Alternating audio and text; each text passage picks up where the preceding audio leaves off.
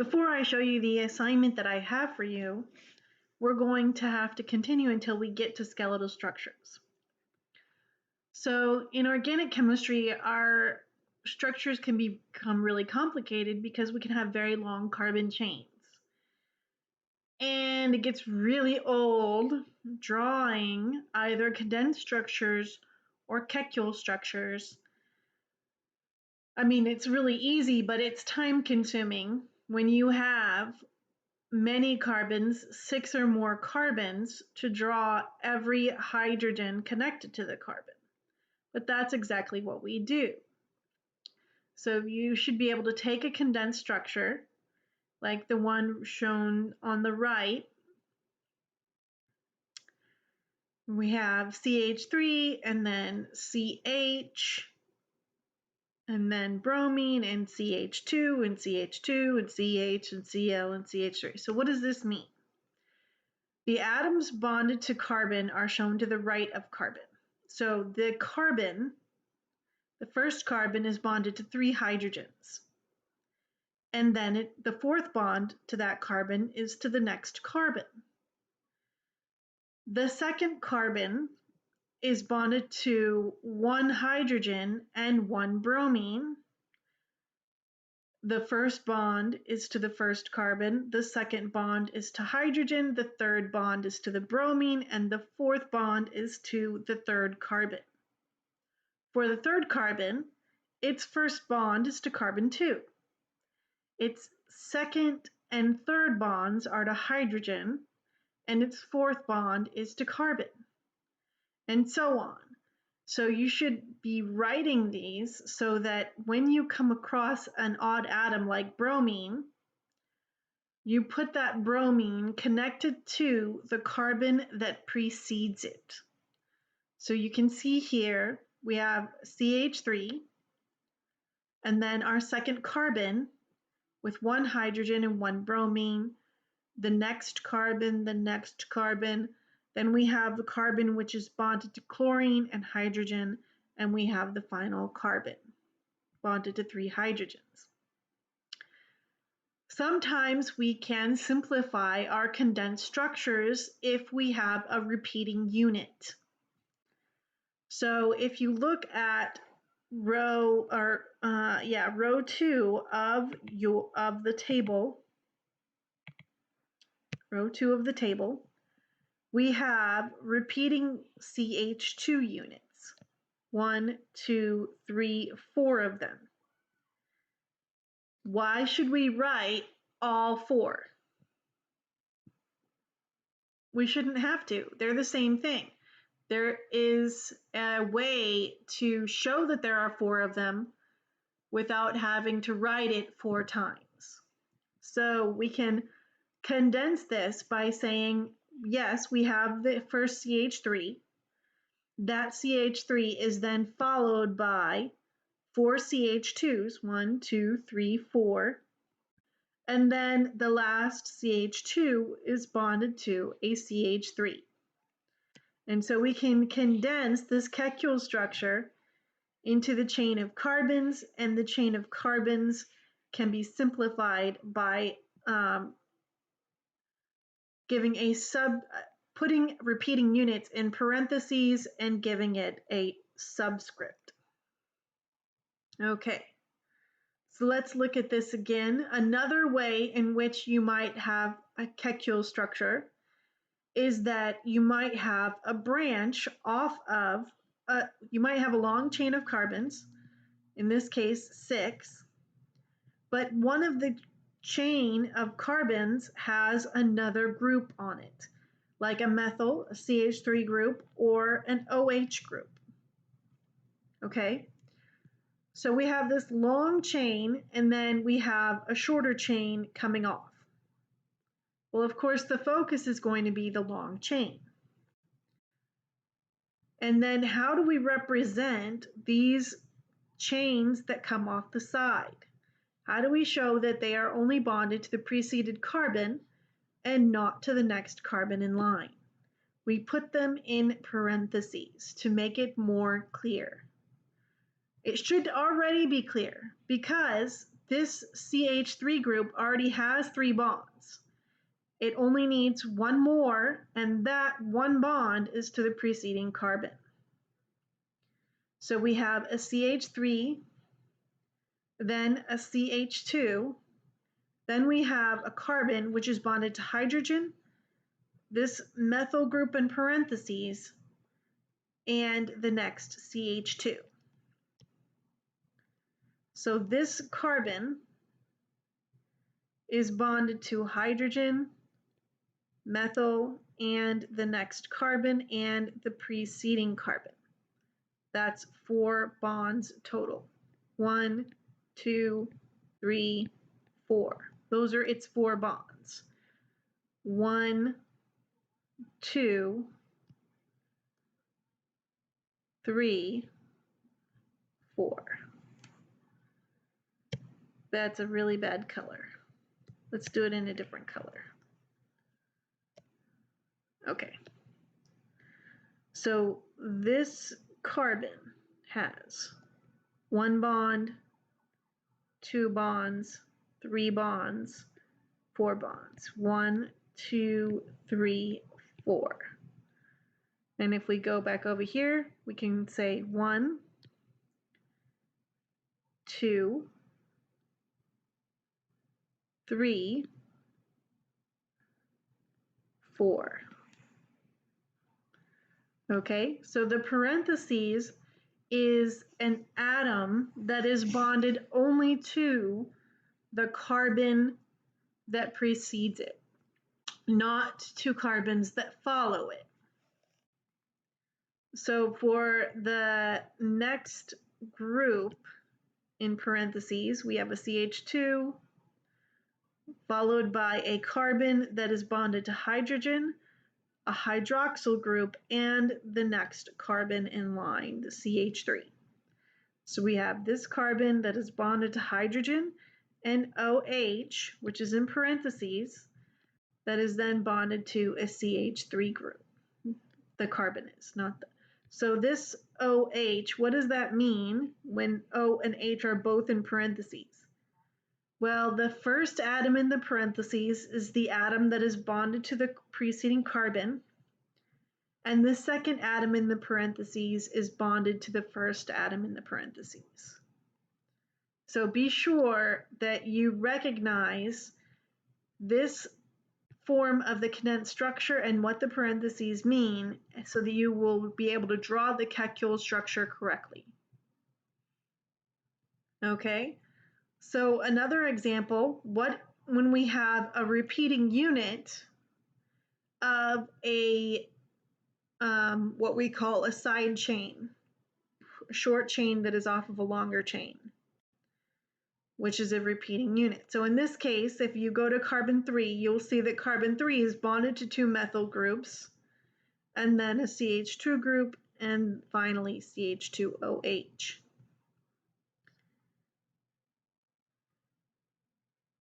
The di-CH3 groups bonded to carbon 3, because they are a shorter chain off of a longer chain of carbons, are going to be in parentheses. Because there are 2 identical units, I don't have to write carbon parentheses CH3 parentheses CH3. I can write carbon parentheses CH3 2 to show that there are 2 CH3 groups bonded to the carbon that precedes the parentheses. And then we can draw the rest of the molecule without the parentheses, CH2, CH2OH.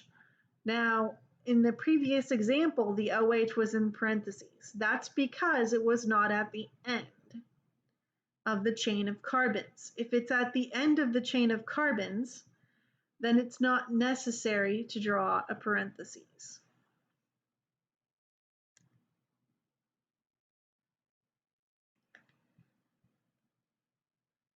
More examples, which are just repeats.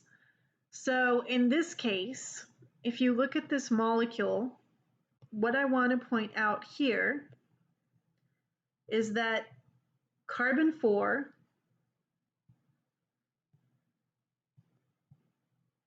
is bonded to two CH3 groups, highlighted in yellow. That is a repeating unit.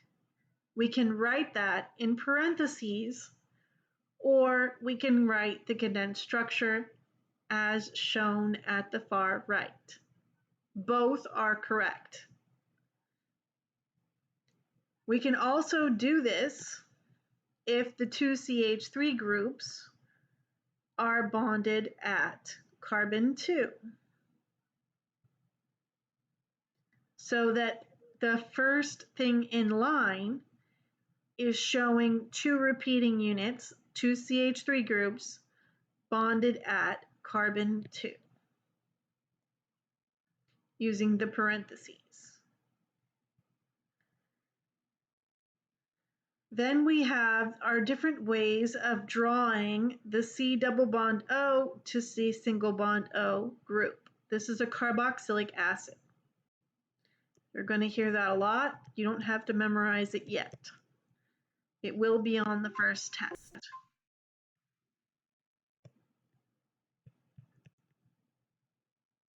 Okay. So, for a textual structure where you show all the bonds, you would definitely draw out the C double bonded to O, single bonded to O. In the condensed structure, you can show the C double bonded to O. You can show it as C bonded to two oxygens, CO2H, which is the most common form.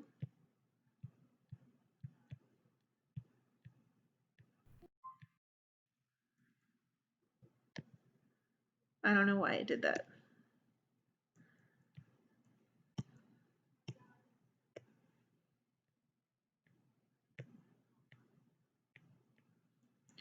Or you can see, or it might be written by your book as COOH. This does not mean that the second oxygen is bonded to the oxygen.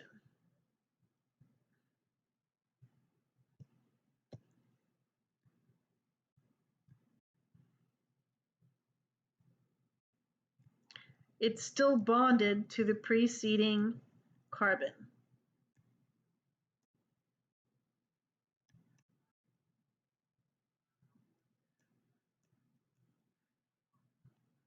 So be careful about that.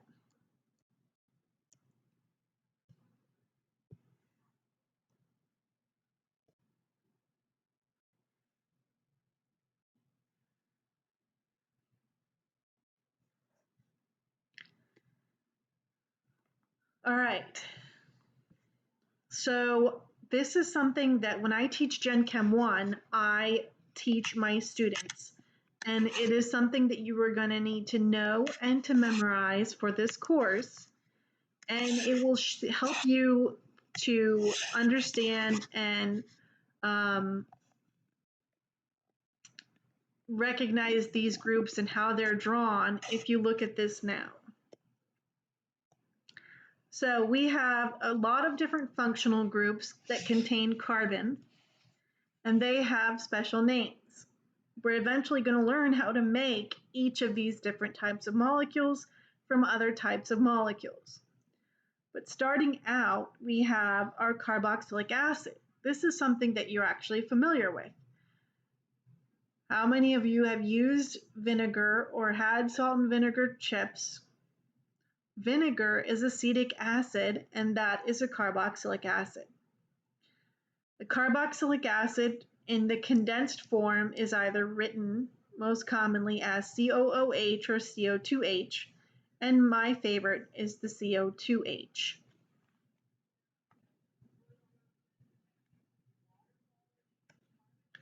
The Lewis form of this functional group is a carbon double bonded to oxygen that is single bonded to oxygen, and that the second oxygen is single bonded to hydrogen. An ester is similar to a carboxylic acid, but instead of having a hydrogen, it is bonded to what we call an R group, which is a carbon group. So R must be another carbon which has 3 other bonds to either hydrogen or other carbons. So COOR, CO2R. Okay, so when you see CO2, you should be thinking carbon double bonded to O, single bonded to O. CO2. An amide is something that you've seen when you've worked with amino or protein chains in biology. A protein chain has many amide groups. Amide is written in a condensed form as CONH2. This is that the carbon is double bonded to oxygen with a single bond to nitrogen, and the nitrogen has 2 bonds to hydrogen. These preceding lines are bonds to an unknown atom, usually carbon. That's why I'm not discussing them. For a nitrile, this is a group that you should have learned in Gen Chem. This is carbon triple bonded to nitrogen. An aldehyde is written CHO in the condensed form. So, for example, you might have a molecule like CH3, CH2, CH2, CHO. The CHO portion, when you see that, you have to recognize that it is an aldehyde and draw it correctly based on that shorthand.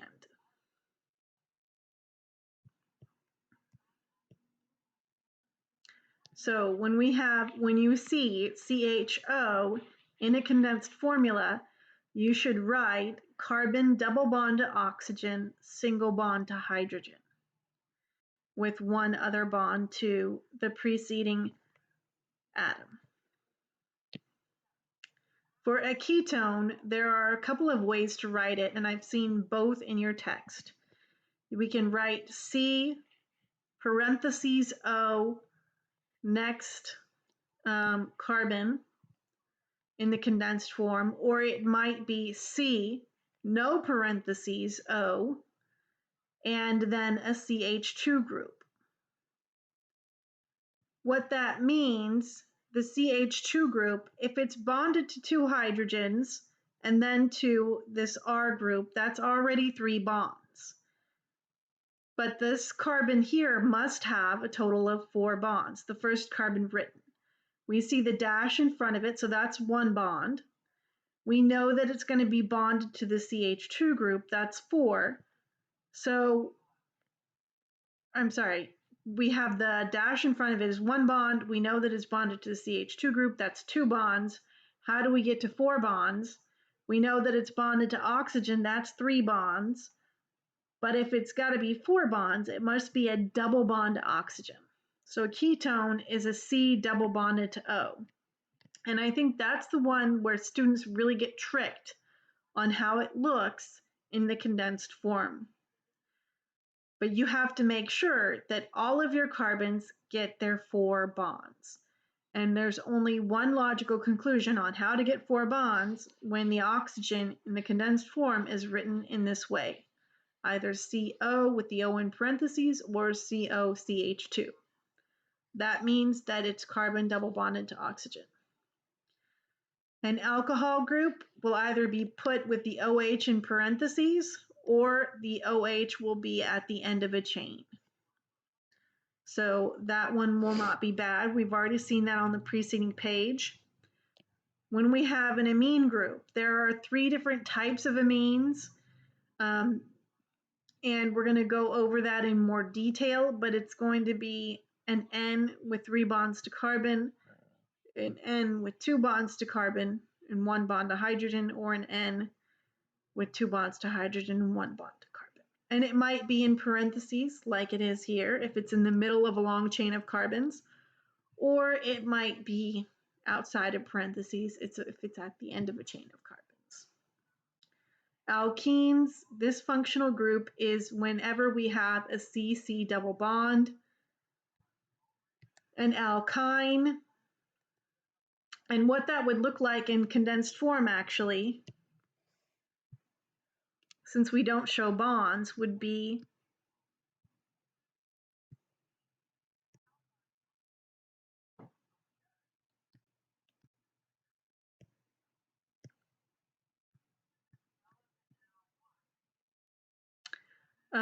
for this more complex form where we have a long chain, CH-CH.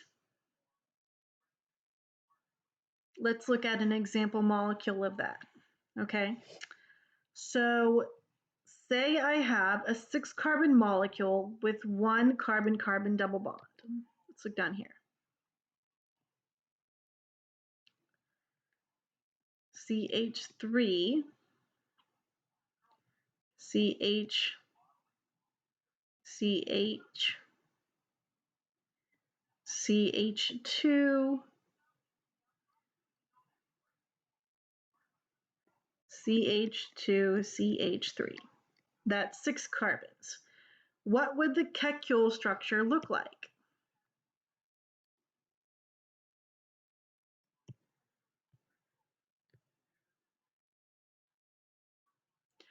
That would be carbon with 3 bonds to hydrogen,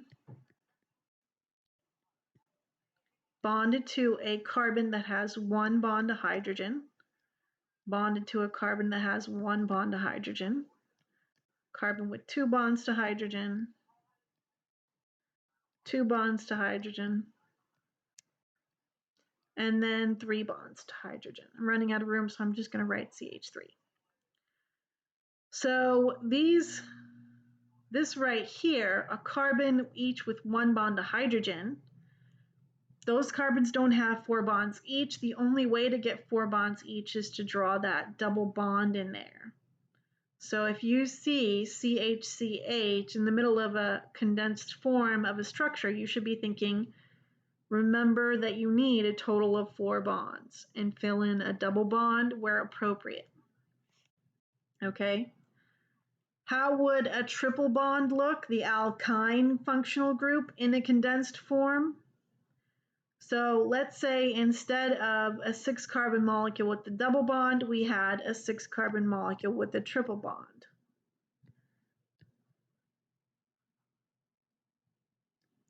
Well, in that case, there would be no hydrogens bonded to those carbons, so that the condensed form would read CH3, CH2,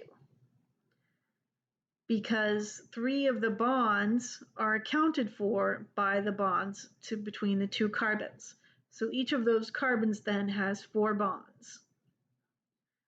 Okay, so for missing hydrogens, you should know that then you have multiple bonds. Then we have our structures that we've been drawing, these structures like this. On the previous slide, this is an alkane.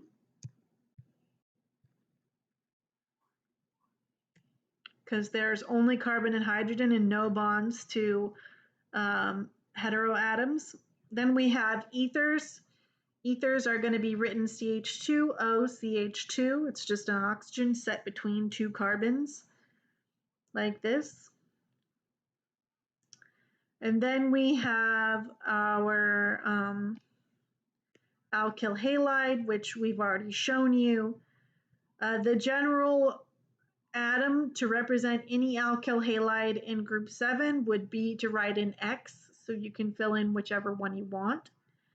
CHX, CH2, where X is any halide atom. It could be chlorine, it could be bromine, whatever you want.